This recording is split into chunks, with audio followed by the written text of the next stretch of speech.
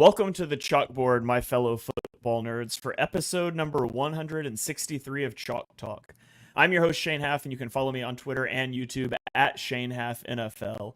And I am joined today by the best co-host in the game. You've heard him on the Tough Cover radio show. It is Mark Henry Jr. Give him a follow on Twitter at MarkHenryJr_. Mark, how are you doing, man? It's been a long time. It's been too long. I got married, went on a honeymoon, went to like 2 bachelor parties and a wedding. It's been an insane month for me over here. So much so I can't find my glasses right now. So for anyone watching on the YouTube, no, I didn't get, no, I can't see magically now. I still wear glasses. But I always say this is a dumb joke to lead off the pod. The irony of not being able to find your glasses is that the glasses would help you find your glasses, but you can't see. But that is very true. So we'll take up a collection at the end of the show to send somebody over to help Mark find his glasses. Yeah, I'm without sight.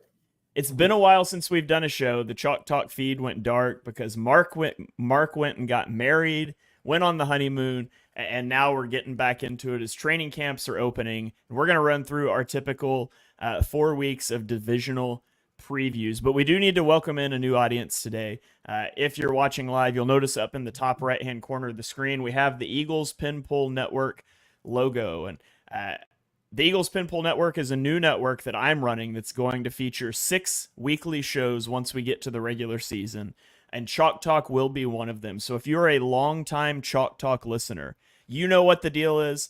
You know where to find us. You need to go check out the Eagles Pin Pull Network because that's where these episodes are going to start posting on podcasting platforms. So make sure you subscribe. If you are a Pin Pull Network listener, you've never heard of Chalk Talk. This is our 163rd episode. We've been around for going on, I think this is going into our 4th full season now.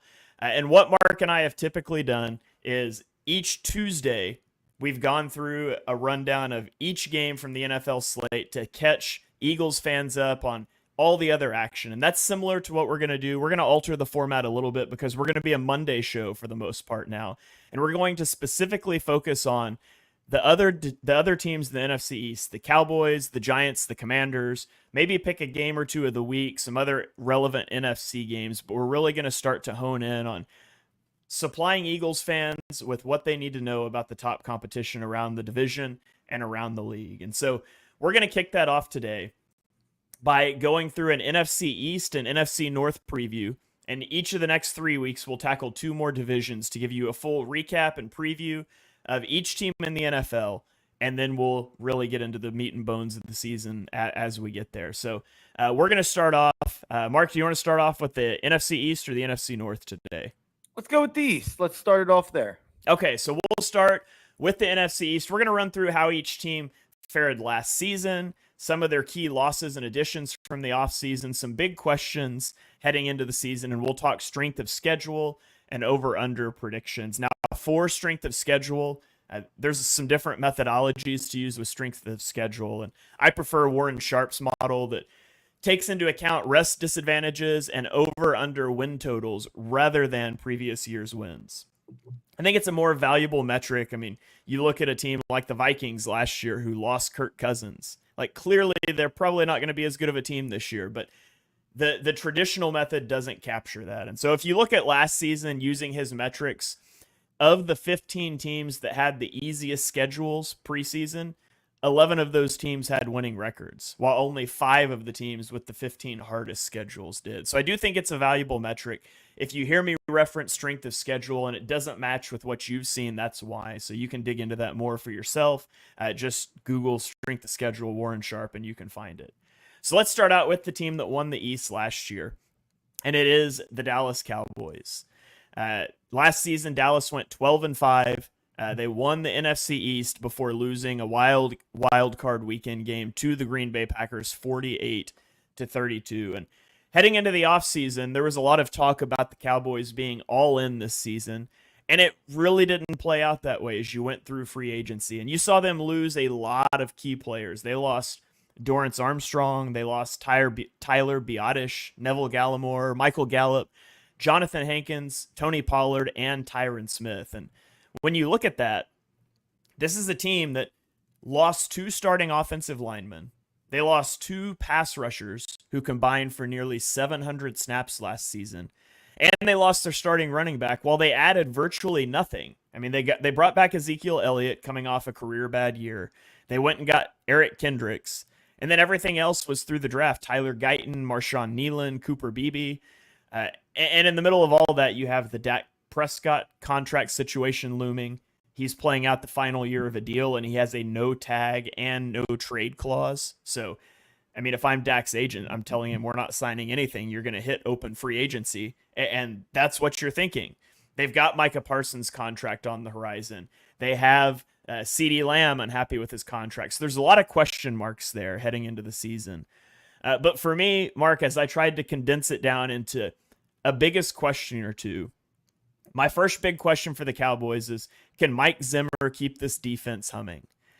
They lose Dan Quinn. Dan Quinn's done a fantastic job with that defense. We'll talk more about him momentarily with Washington.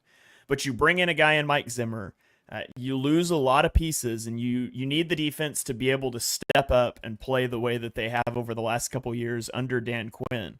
Do you think the defense is up to the challenge in 2024? No, I don't. I don't think they're going to be quite as good. You listed the impact players that they lost, but yeah, I think you hit the nail on the head with the big question, because bigger than any of the names that they lost, I think personnel wise, is Dan Quinn. I think it's the biggest loss that they had this offseason, and I have my own thoughts on what Dan Quinn is as a head coach, but I think undoubtedly Dan Quinn is a great defensive coordinator, and I think that they lost kind of that. I thought last year could potentially be a rough one for Dallas with the loss of Kellen Moore, and Mike McCarthy stepped up into that role and did a fine job. They ran the ball less, their run game was less efficient, but their pass game was even more efficient. CeeDee Lamb leveled up. Dak had an even better season. I thought, Mike McCarthy was a little bit of a coordinator merchant before that, and he was able to prove that he was able to keep the offense humming. I don't think that they're going to be able to keep the defense humming along the same way, especially inputting a whole new defensive coordinator with a different ideology. I just don't think Mike Zimmer and Dan Quinn are comparable necessarily to what they want to do with the defense. It feels like they're going to have a lot of differences to what they're going to have to change, and a lot of the same pieces. So, yeah, they went all in. It's the same team minus players. Who are their big ads again? I mean, you mentioned the draft guys, but besides the draft, Ezekiel Elliott. Yeah, they brought Zeke back. Who was it? Eric Kendricks. Yeah. There really is nothing to be excited about. And, I talked about it on my radio show. The reason CeeDee Lamb is good. Sorry to make this fantasy corner. This is for new listeners. I do this thing where I reference fantasy football and then Shane starts to roll his eyes over there. But CeeDee Lamb is going second overall in fantasy drafts this year as the number one wide receiver in fantasy drafts. And people look at that, and I've heard a lot of people be like, wow, he's going above Tyreek Hill or Justin Jefferson or whoever you want to throw out there. And the reason is, it's not necessarily that he's better than those guys. It's that those guys have other receivers or weapons in their offense. The Dallas Cowboys offense is entirely the CeeDee Lamb show. Brandon Cooks is a joke as a number 2 wide receiver. They don't have anything at running back that tells you that they're going to command a lot of targets out of the backfield. Jake Ferguson is like such a league average tight end. I just not a lot there in Dallas offensively, weapon-wise, to get excited about besides CeeDee Lamb. And yeah, they've lost so much talent. They lost the defensive coordinator. They didn't add anything exciting. I think this is a team that falls out of the playoffs. And I know that sounds crazy, and their over-under is, did you say 9.5? 10.5? Yeah. That's an under that I'm really interested in. Yeah, you mentioned fantasy football. We do have Mr. Crockpot in the chat asking for some of your favorite dynasty players from the division as we go along. So you can keep that in the back of your mind. Yeah. But yeah, you mentioned the offense, and that's the other big question for me is Tyler Guyton was their first-round draft pick, and I'm a big Oklahoma guy. Tyler Guyton was on the Eagles' radar, and he was somebody I was vocally on the record about not wanting the Eagles to draft. And it's not because I don't like Tyler Guyton. It's because I think he's pretty raw. Mm-hmm. And it felt like for the Eagles to draft him, people were talking about you play him at right guard and then he takes over for Lane at right tackle. And he's just barely learning how to play right tackle. And that's why I didn't like that idea for the Eagles. Well, in Dallas, he's going to be asked to step in and switch to left tackle, which he hasn't done before. and he does it without the benefit of Jeff Stoutland. So I've got concerns about their offensive line as well. When you look at the strength of schedule metrics, they have the 22nd easiest schedule, so it's a more difficult than average schedule. I've got them under 10.5. I think they're going to be like a fringe wild card team because we're going to get into the NFC North and where I think a lot of these playoff teams are going to come from. I'm not going to say they'll miss the playoffs, but I do think that they do not win the NFC East, and I think they're a fringe wild card team when it's all said and done. Yeah, I'd be shocked, honestly, if me and Shane don't have, I'd say, the same 6 playoff teams. And then I think my 7th one will shock Shane when we get to that NFC division next week. But Dallas just misses out for me. I have them at 8 and 9. And I feel, and we're going to talk about this when we get to the Cowboys, the Eagles, the 49ers, but I feel like everyone is assigning this looming doom to the Eagles. And we're talking about Bill Belichick taking over in 2025 in a year that the team has a 10.5 win total. Like, it's crazy to me, some of the conversations that are happening preseason about the Eagles. And I get it. They had a historic collapse, and that's going to force uncomfortable conversations and maybe even stupid conversations. But I think a lot of the impending doom that I think people are labeling the Eagles to potentially have this offseason, like how many articles are Nick Wright going on TV? Like, how many people like that have you seen be like, my hot take is I think the Eagles are going to take a step back this year. And it's like, so many people are doing that. The teams I'd look at doing that are Dallas and San Francisco. All these impending issues with Dak's contract, and or when are they going to pay Parsons? And San Fran has all those Ayuk's up for wanting to trade. Trent Williams wants a new contract. But no one's saying this about Dallas and San Fran. No one's worried about them falling apart. Whereas my bold prediction, I guess, I already said Dallas missing the playoffs. One of Dallas or San Fran has the season from hell. That's my bold prediction. All right. Well, there you go. Mr. Crockpot says he has a weird feeling that Washington and Dallas have the same win total in 2024, somewhere around 7 or 8 wins. And so I like that. We'll talk about Washington here in a minute, but you mentioned the Eagles. Let's go ahead and talk about the Eagles. They finished second in the division last year with an 11-6 record. Of course, have the historic late season collapse that culminates in a 32-9 loss on Wild Card weekend to the Tampa Bay Buccaneers. This offseason, they lose Kevin Byard, who they traded for midseason last year. And then they lose 2 franchise cornerstones to retirement in Fletcher Cox and Jason Kelsey. They trade Hassan Reddick to the Jets, and they lost DeAndre Swift. But then they go in free agency, and they add Saquon Barkley, Chauncey Gardner-Johnson, Bryce Huff, Devin White, and obviously through the draft, you get Quinyon Mitchell and Cooper DeJean. So my big question for the Eagles is, can they shake off that late season collapse, and can they start the season strong under not just a new defensive coordinator, but you've got a new offensive coordinator as well. And along with that, because, Vic Fangio, the Eagles have run Fangio-inspired defenses the last few years. Now, I think there's a sizable upgrade here, but it's a similar defense. But is Jalen Hurts up to running the Kellen Moore offense that features under center? It features motion. It puts a lot more stress on a quarterback to make correct pre and post snap reads. And there's a lot of positives that come with that offense, but there's no denying that Kellen Moore has worked with 2 extremely cerebral quarterbacks over the last several years in Dak Prescott and Justin Herbert. And so there's going to be a lot on Jalen Hurts played. And so are they going to be able to get up and running and shake off that late season slump? What are your thoughts on the Eagles headed into this season? Maybe I'm overconfident. I really do think I am, because I talk to other people, other Eagles fans, other Eagles, bloggers, whatever you want to say, on my radio show, or other people at my radio station. And everyone else seems really worried about this season, and they're kind of walking on eggshells.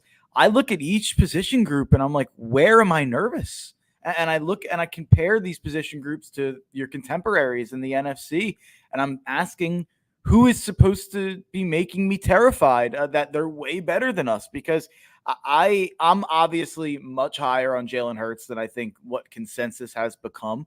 I think we've seen with some of the pocket passing metrics, especially through the first 11 weeks last year, that I think he's a lot better in the pocket than people give him credit for. And while he will have to make more pre-snap decisions, I also think that there's going to be a lot of simplification done for him, especially in the way of the blocking scheme and making sure that he has somewhat of a blocking scheme in front of him for a blitz. I don't think that it's going to be the same, well, deal with it with your legs and whatever you want to say there. I think that Jalen's going to have a fantastic year. I think that offense is loaded. You have Saquon now, obviously. You have A.J. Brown. You have Devontae. You have Goddard. Something that I thought was really interesting about the Eagles offense, when you look through it, there was a graphic going around on ESPN the other day about the top 10 most expensive offenses in the NFL. The Eagles were not on that list. They were not one of the 10 most expensive offenses in the NFL. And that's with a roster where you have Jalen, who got paid,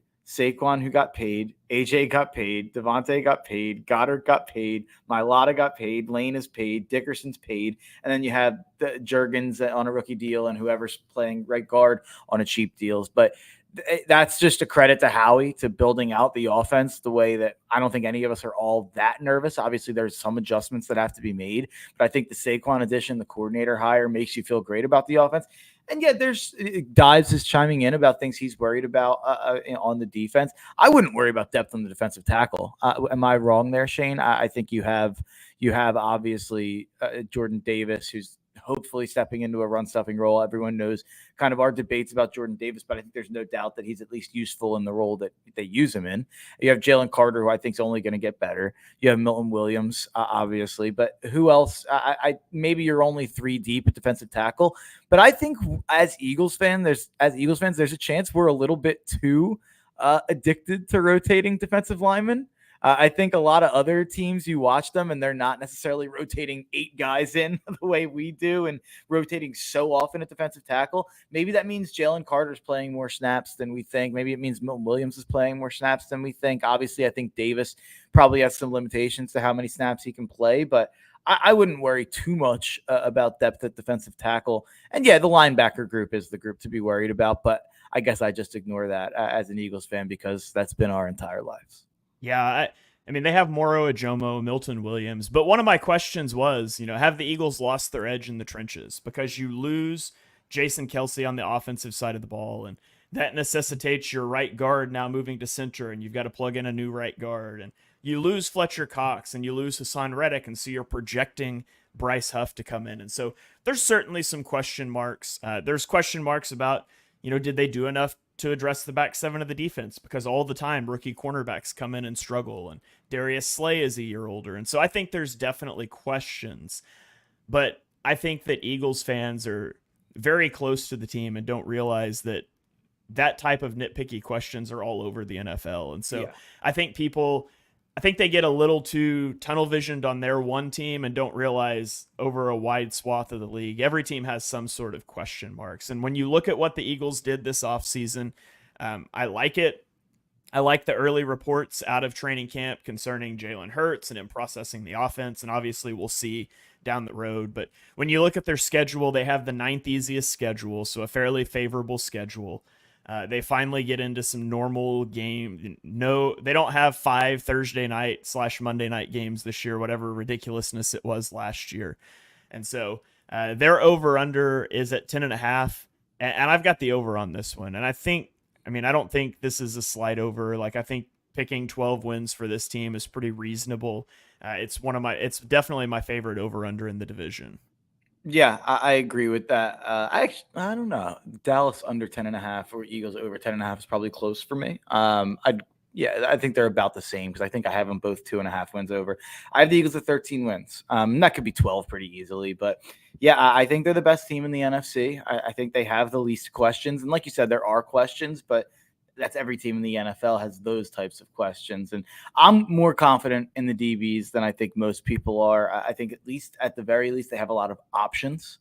They're not lacking of options like I think they have been in years past. There is at least some depth there that you can grasp onto. So that's where I'm kind of relying on. I'd be shocked if both of the rookie DBs didn't make an impact. I think one of them will be able to step in and make an impact, if not at the beginning of the season, throughout the season. So I feel really good about this Eagles team, and I think they're one of the contenders to win the NFC.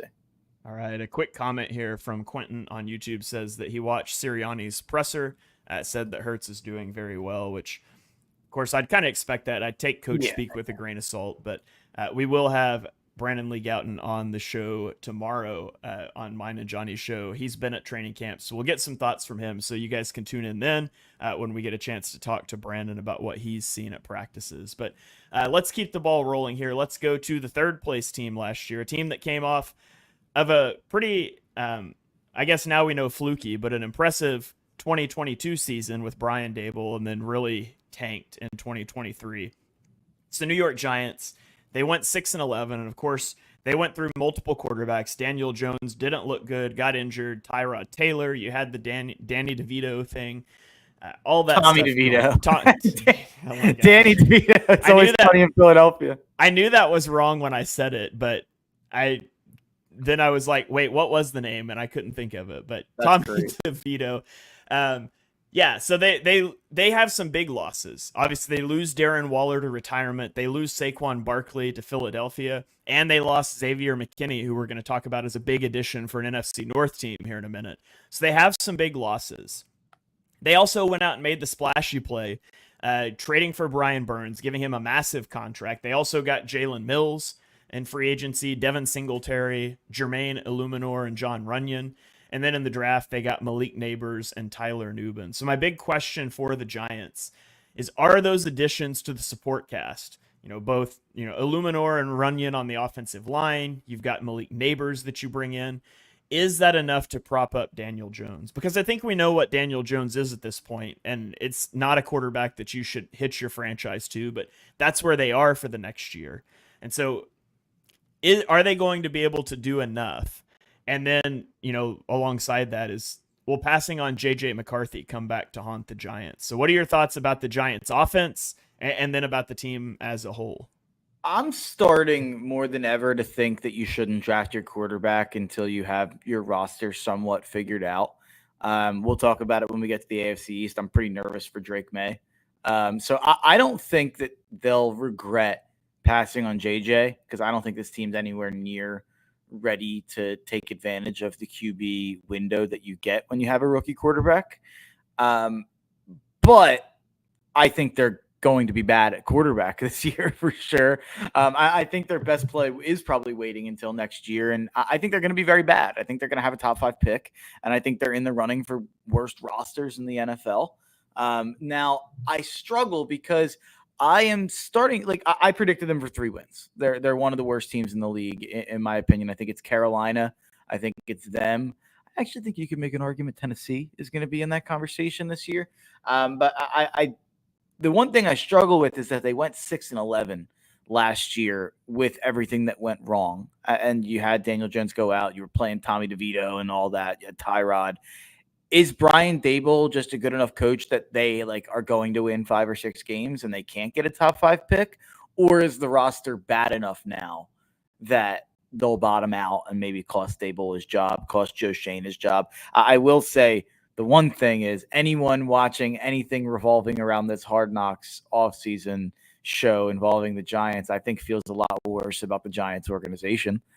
Because I wouldn't say it's the most confidence-inspiring stuff from their GM about their quarterback and about everything going on with their team. And they keep saying, could anyone win behind this offensive line? Could anyone do anything with this team? And it's like, that's the team you put together, dude. I don't know. So I think that the Giants are in some serious trouble, at least for the next 1 to 2 years, while they get out under this Daniel Jones contract. Yeah, I don't think the Giants are not in a good spot for sure. However, I still think Brian Daboll is a good coach. And I think we saw in 2022 that he was able to get the most out of Daniel Jones, which is still not a quarterback that you want. We're able to run an offense. Now, a big part of that was Saquon Barkley, who is gone now. And also a big part of it was an extremely low depth of target. They did not push the ball downfield. field. But if Daniel, you know, I do think they're able to eke out over 6.5 wins football team. You get Washington twice. They've got the easiest, but you go and look at the games. I think they can get to 7 wins. I don't season. I think the roster is still bad, but you have coordinators. You get Shane Bowen in the building, which I'm not sure that stops the bleeding, but Dable. I think Brian Dable will be able to do enough to get, which brings me back to the JJ thing, because I don't think they're going to have a top 4 or 5 pick. And so I think they're back in a position of needing to trade a lot to get up if that's what they want to do. So I'm not optimistic about the Giants by any stretch of the imagination, but I do think they'll be good enough to not have that top 3 or 4. I'd be shocked if they went over 6.5. I really just don't see the talent. But yeah, I get it, because like you said, we saw what they did last year. They got a lot out of nothing. They won 6 games. It felt like that was the worst possible scenario in a lot of ways. But I just look at this roster. I've never been a Devin Singletary guy. It feels like they have 5 of the same wide receiver. I'm not as high on Malik Neighbors as I think a lot of people are, in terms of him stepping in and being like a wide receiver 1 right away on an NFL team. I don't know if I see that. I think he's going to take the top off the defense. I don't know if anyone can get it over the defense, I guess, to Malik Neighbors. That's fair. But I think that this is going to be like a frustrating season. The one thing I'm kind of justifying in my head to predict them at 3 wins, even though they won 6 with a bad team last year, is that not every year is the same. I feel like I use that logic a lot, where I'm like, well, if they won 6 last year, then they have to win a certain. That kind of brings me back to the Carolina Panthers from last year. I think I looked at that wrong, because I looked at it the year before and they won 7 games and they traded up for the first pick and they got that quarterback. I was like, wow, this is a rookie quarterback stepping into a 7-win team. But I don't think that was a 7-win team. I think it was fraudulent from a terrible NFC South. They were probably like a 4 or 5-win team who got lucky to win a couple games. So I'm going to try to not get tricked up too much by last year's results and just look at the roster. But I do understand the logic behind it. Yeah, we'll see how it goes. I think there is no chance they contend for like a playoff spot. Yeah. I just think they can sort of bounce back and find that middle ground where they're at least a semi-competitive team on a week-to-week basis. So, but yeah, I do not think they have a bright future at this point in time. So let's go on to the next team in the division. It is the Washington Commanders. They finished last season with a 4-13 record, and then they did all kinds of stuff this offseason. They lost a few players: Cody Barton, Jacoby Brissett, Cam Curl. They lost Kendall Fuller and Antonio Gibson, but they went on a spending spree in free agency. They bring in Dorrance Armstrong, Frankie Louvu, Tyler Biotish, Nick Allegretti, Austin Eckler, Bobby Wagner, Jeremy Chin, Cleveland Farrell, Dante Fowler Jr. And then, of course, in the draft, they add Jaden Daniels, Johnny Newton, Mike Sanderstil, and Ben Sinnott. My big question for the Commanders is this. They signed 20 free agents. They spent $160 million. Who's the best player they signed? Like, what did they even accomplish? Are they even a decent team after spending that money? And they had the most cap space. They made a ton of signings. But did they actually get better as a football team? I think that Dan Quinn, I'm doing the first name thing again. I think Dan Quinn. Rusty. Guys need to stop having the same last name. I'm just saying. There's enough names out there. We can be original. Dan Quinn overpaid for guys he was familiar with in Dorrance Armstrong from his time in Dallas, from Dante Fowler Jr. and his time from Atlanta. I think he overpaid for those guys. I think the O-line still is not good. And I think their pass catchers outside of Terry McLaurin aren't very good. And now you're throwing a rookie quarterback into that. And a rookie quarterback who we talked about during the draft process has some issues with being very slight, taking some big hits. Now, I think Jaden Daniels was the wrong pick for them, and we don't have to relitigate that, but I do think his mobility raises your floor. Yeah. I just don't think they necessarily have the pieces around him for him to thrive. So they have the 13th easiest schedule. Their over-unders at 6.5. How do you feel about the Commanders heading into this year? This is one of them that I would never bet because I have them at 7. I have them with just a half over, and it's strictly based off the floor that I think Jaden Daniels gives you. I think I totally agree with you. They made the wrong decision. So here's what I'd say, actually. Let me correct that. They made the wrong decision in the long term from a macro. I think Jaden Daniels, with the way that he Drake may, I think Washington may have played him, if that makes sense. If they have it, you see it right away. That's kind of playoffs in his first year as a starter. Lamar, you saw it right away, obviously. RG3, he's really good. You're going to see a lot of flashes of that early. Be it second and is the guy who a lot of people think he could be. And there is obviously a lot of physical reasons that you should, but I think that there are some it's hard to imagine him not missing with how slight he is.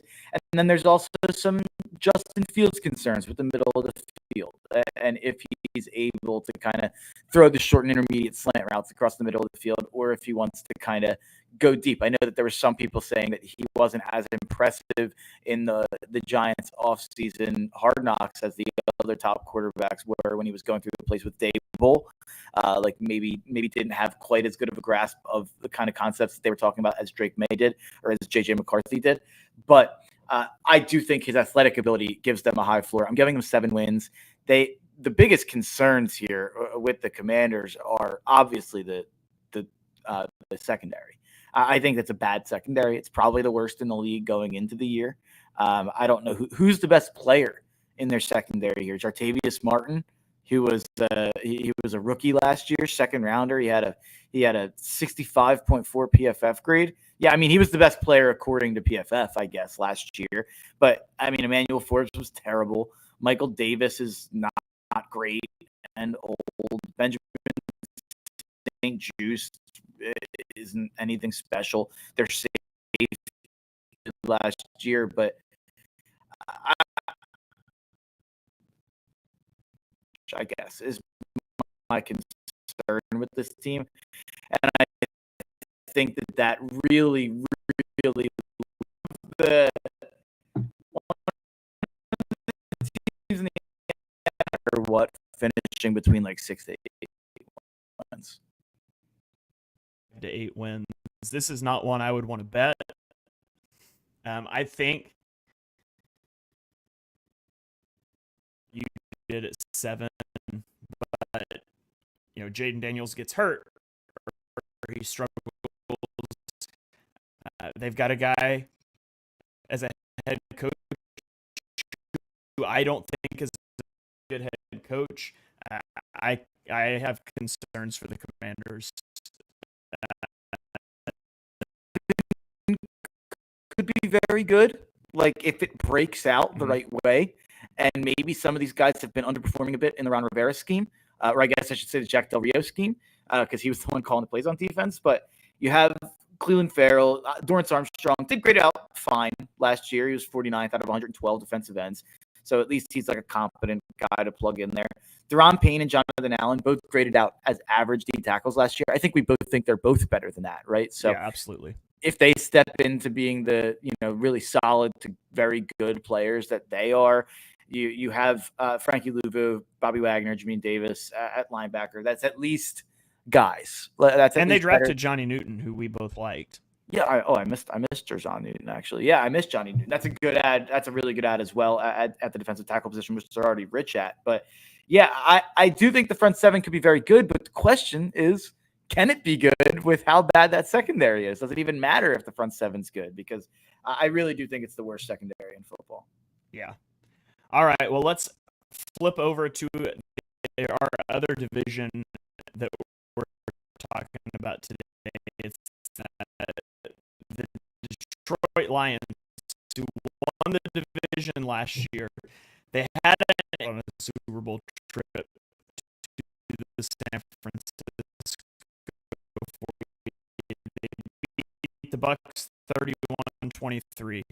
Followed with 49. They lose Chauncey Gardner-Johnson, who missed a lot of the season anyways with injury, but they lose him nevertheless. They lose Jonah Jackson, lose Ben Johnson, which is huge for this team. In the offseason, they added Marcus Davenport, Carlton Davis, DJ Reader, Kevin Zeitler, Terrion Arnold, and Ennis Rakestraw Jr. My big question for the Lions is, will the heavy investment into the pass defense pay off? They were ranked 20. It really feel as the season went along. Their offense was on fire, and it had to be because the defense was horrendous. Is it going to pay off? Can the defense become average this year? Because if so, and if the offense retains its firepower, they should be right back where they were last season. So they have the 21st easiest strength of schedule. Their over-under is also at 10.5. What do you make of the Lions heading into this season? 10.5 is a number I would not want to bet for sure. I think they're a 10 or 11 win team. Here's what I'd say. The one question that I'll ask about the secondary, and the numbers are bad. How much of that is impacted by being one of the more aggressive passing teams and one of the most high scoring teams, that you're going down the field so fast, you're getting up in games so fast, a lot of games you're winning and you're up in games? I think some of those numbers are probably impacted by the fact that teams had to throw and teams were behind. So teams were throwing and throwing and throwing. Now, were they really good in the secondary? No. Chauncey Gardner-Johnson was hurt. But Brian Branch had a really good year last year in the secondary for them. Melifonwu finished top 10 among safeties if you look at the PFF grade. So I think some of the issues that they have in the secondary, I don't know if they're necessarily personnel driven, and I do like what they did by going out and getting Terrion Arnold and to a lesser degree Ennis Rakestraw. I wasn't as sold on Rakestraw as a lot of people were. I love Arnold, obviously. But my question is if some of those problems are not just simply like ideological with how they play offense with the Ben Johnson scheme and with how Aaron Glenn coaches defense and kind of is aggressive with blitzing and things like that. So that would be my one question, if how much of it is personnel driven and we're just supposed to assume they got the secondary all better and that'll fix their one problem, or if it's a little bit because of how they play. Yeah, I mean, you can look there's a bit of a which came first, the chicken or the egg there. Is the offense really good because the defense stinks? Does the defensive numbers look bad because the offense puts up so many points and so fast? If you look at like DVOA, which tries to take out some of that situationality, they were like 23rd in DVOA pass defense last year. So maybe not as bad as some of the other numbers, but still a below average unit. You look at this team this year, and I really don't feel like they lost a lot. I mean, losing Chauncey Gardner-Johnson would be big, except for the fact that he didn't really play for them last year. He was injured most of the season. You lose Jonah Jackson, but you plug in Kevin Zeitler. And so it feels like they had answers. And obviously keeping Ben Johnson was the biggest thing in this whole deal. For me, it's just seeing the division around them too. Like, it's so hard to be on the cusp and fall short and then get back there. And I remember Dan Campbell talking about that last year. He said he told his players in the locker room, like, we might never be here again, which is not usually what you say in that situation, but that's Dan Campbell, and he's just a little different kind of guy, and the players certainly are bought into his system and believe in him. Ben Johnson's bought in because he came back, because he said he has unfinished business. This division could be a bloodbath, though. You've got the Packers, who are up and coming, that we'll talk about in a minute. You've got the Bears, who are exciting this year. So again, I'm like you. It's a line I wouldn't touch. If you told me I had to pick a team to win this division today, right now, I'm picking the Lions because I think they have the least unknown. It would not shock me if 3 teams make the playoffs out of the NFC North, though.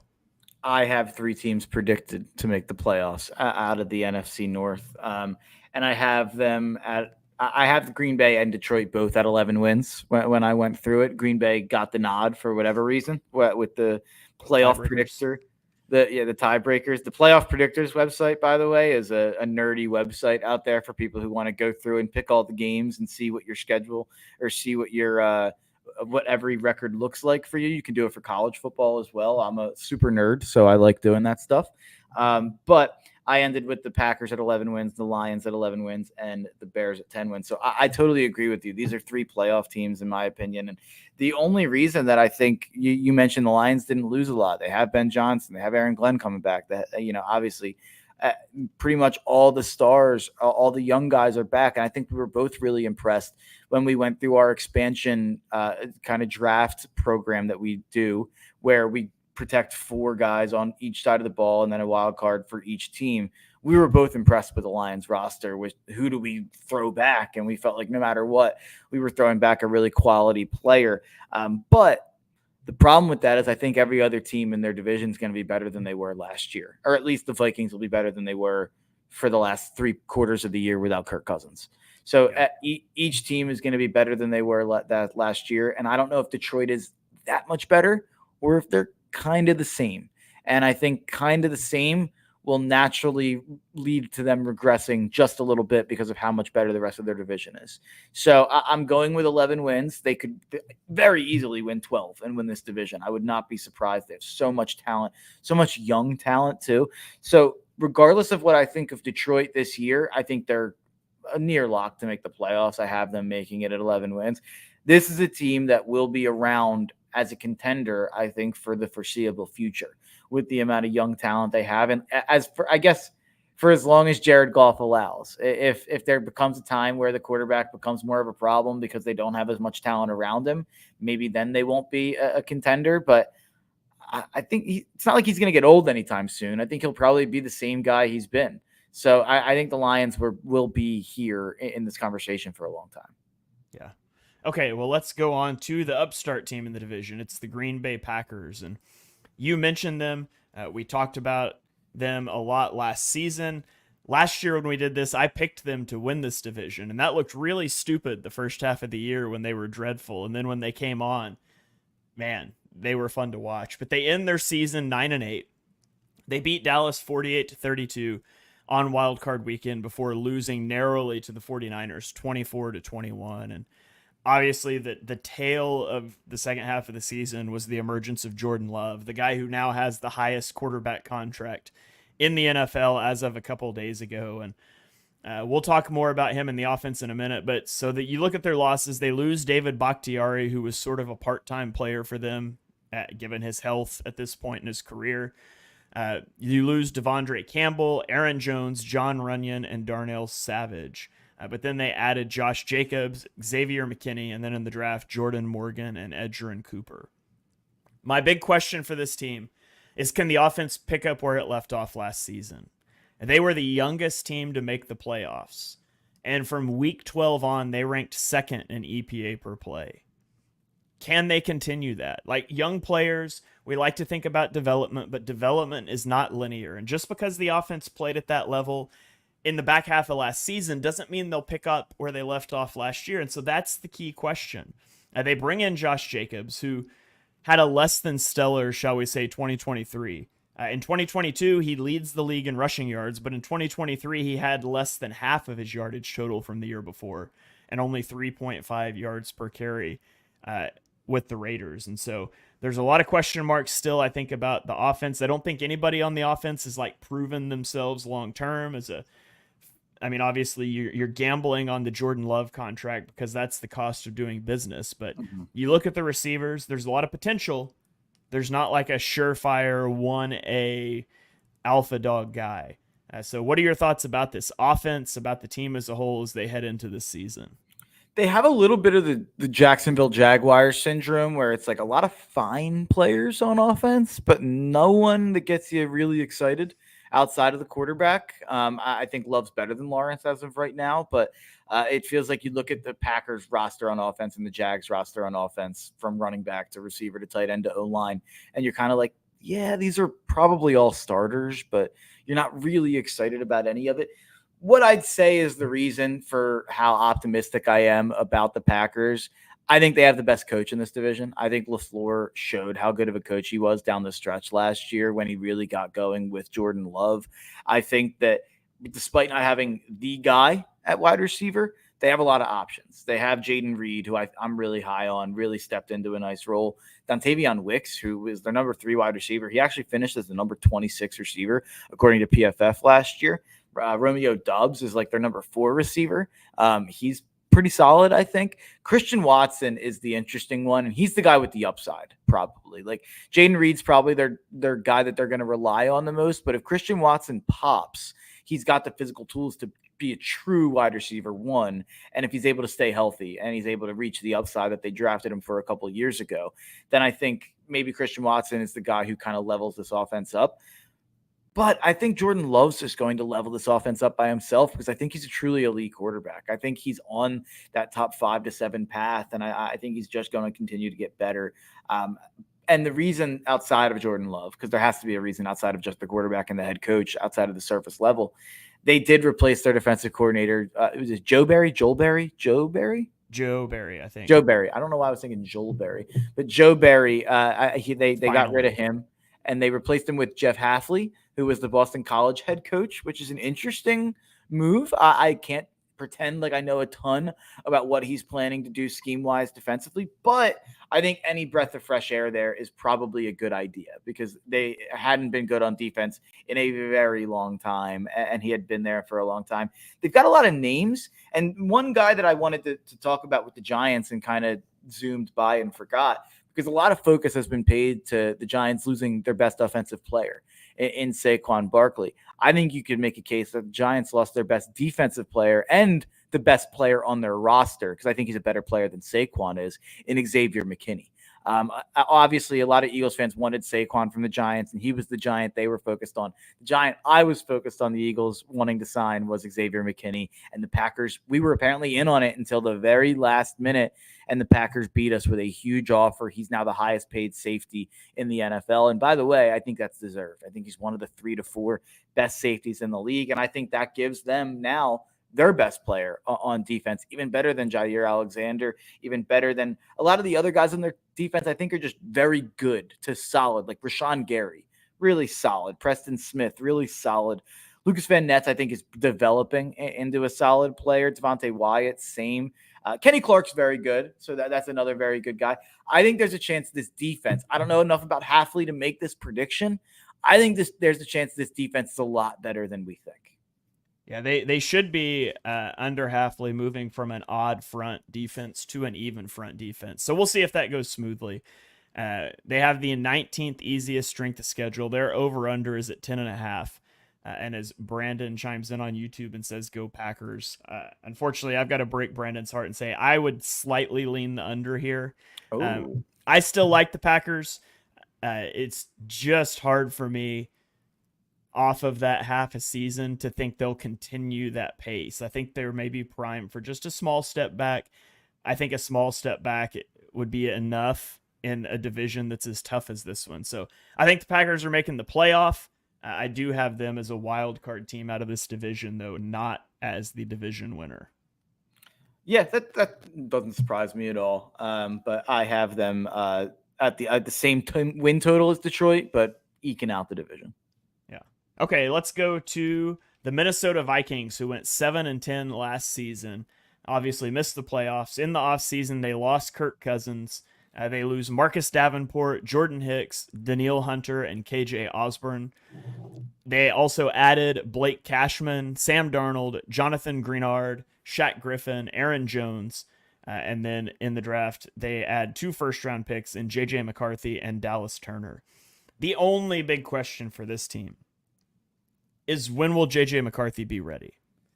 Jeremy Fowler of ESPN reported, quote, Sam Darnold is considered the heavy favorite. My sense is McCarthy would have to be absolutely all-world to win this job, but he will play eventually. And then he went on to say the Vikings are low-key excited about Sam Darnold, the veteran. I think anytime you're low-key excited about Sam Darnold, that's not good. That doesn't speak well of your chances. I think they have a week 5 bye. So maybe you see JJ McCarthy week 6.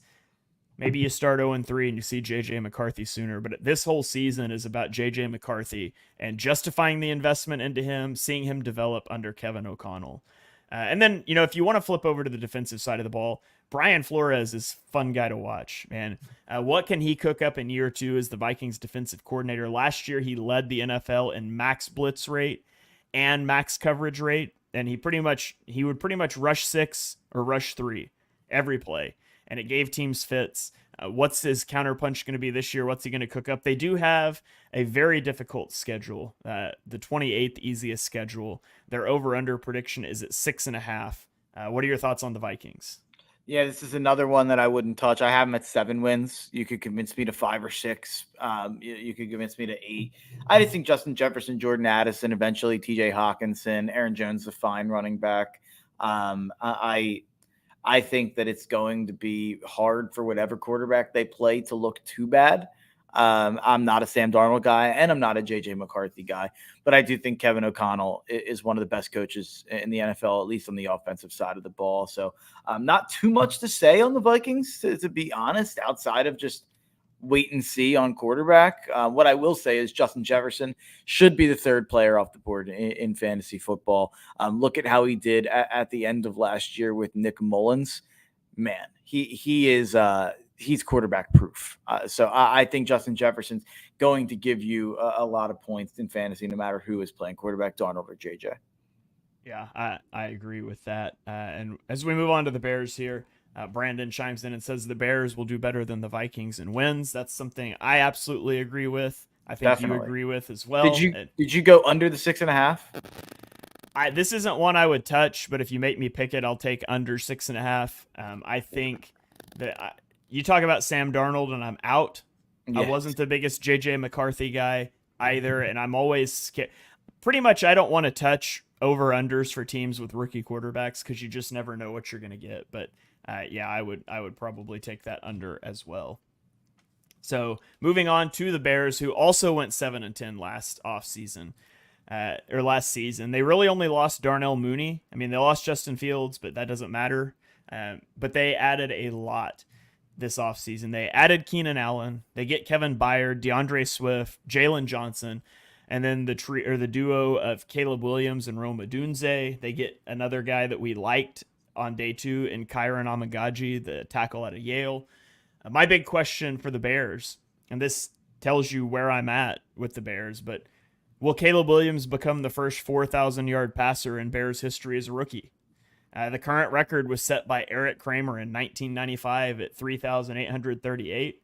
I legitimately think that Caleb Williams has a good shot to go be a 4,000-yard passer as a rookie. He's got a better supporting cast than Justin Fields ever had. He's got a better offensive coordinator in Shane Waldron versus Luke Getsy that Justin Fields had. I'm very optimistic about this Bears offense. What are your thoughts on the Bears heading into 2024? Yeah, I mean, it'd be hard not to be optimistic about this Bears offense. I am extremely high on Caleb Williams. I think he's a generational talent. I think he's a special quarterback prospect who I think is going to be really good right away. I think this Bears roster is probably an 8 or 9 win roster that I think an elite quarterback takes to being a 10, 11 win roster. I think they're going to make the playoffs. They're minus money to make the playoffs right now, depending on the sports book you're looking at. And one of my biggest, fantasy takes in this entire year, and I feel like I've let Dibes down with dynasty things. I will say Rome Odunze was my number 3 overall player for this season. He's a guy that it's tricky because some of the other top rookies this year, that if you're doing a rookie dynasty draft, you're doing a first round, Rome Odunze probably won't give you as much this year as some of those other top guys will, because Neighbors, Marvin Harrison Jr., these guys are going into situations where they're the guy. And Rome Odunze is going into a situation you have Keenan Allen and DJ Moore. But Odunze would be a guy I'd be interested in long term. I think he's going to turn into a superstar in this league. But the problem is, I think the best receiver in this receiver room is still Keenan Allen. I don't think people realize how good Keenan Allen still is. Last year, he had 108 catches for 1,243 yards and 7 touchdowns. They asked him why he didn't take a pay cut to stay in LA since they know he played his whole career with the Chargers. He said, I had my best season and I did it in 13 games. He's like, and I did it with my backup quarterback for half the time. Like, I don't think people realize how insane last year was from Keenan Allen. 108 catches on 150 targets in 13 games is pretty nuts. He was like a top 5 receiver in fantasy per game. I think he's going to step in and be one of the values of fantasy football season. He's going around 81, so somewhere around, depending if it's a 7-8 team league, a 7th, 8th rounder. I think he's going to produce like a 3rd or a 4th rounder, like a top 25, top 20 receiver. So I love Keenan Allen. I've always thought he's been an underrated top receiver. DJ Moore, I haven't always been the biggest DJ Moore guy, but he's unquestionably a top 20, 25 guy. And I think Rome Odunze steps in as, I think, immediately a top 40-ish guy. You have Cole Kmet at tight end, who's at least a body who's serviceable. DeAndre Swift, I think, has really limited upside on what he is at this point, but is a competent guy you can use out of the backfield. You can use in terms of passing him the ball as well. It's going to come down, I think, a lot to how good this team is to Eberflus and the defense. And Eberflus down the stretch last year did a good job. I wouldn't say he's necessarily a ball of charisma in the press conference room at Eberflus. If you watch those, it doesn't inspire confidence. But I would say this whole season, whether or not they're a fringe playoff exciting team or whether or not they can vault into crazy conversations right away, maybe, comes down to whether or not that defense can be what it was down last year's stretch. Yeah, 6 of the last 7 seasons, Keenan Allen has had 990 yards or better. And the one he didn't was 2022 when he missed 6 games with injury. So still a very good player. And yeah, my other question is about the defense. Can the defense take a step forward? That's not something they invested in much this offseason, but it did get better down the stretch with Montez Sweat last year. They have the 3rd easiest schedule. The over-under is set at 8.5. And this is one I'll take the over because, like I said, I have them in the playoffs. So I think we're both on board with the Bears in the playoffs. So that gives us 3 NFC North playoff teams. That only leaves 1 wild card spot left. And to me, I go back and forth on whether that wild card spot's going to belong to the NFC East or West. I had a feeling you were going to go with the South when you said I wouldn't predict where you were going to go. So that last one's up in the air, but that is going to about do it for this NFC East and North preview to our new listeners on the Eagles Pinpool Network. Hope you enjoyed the show.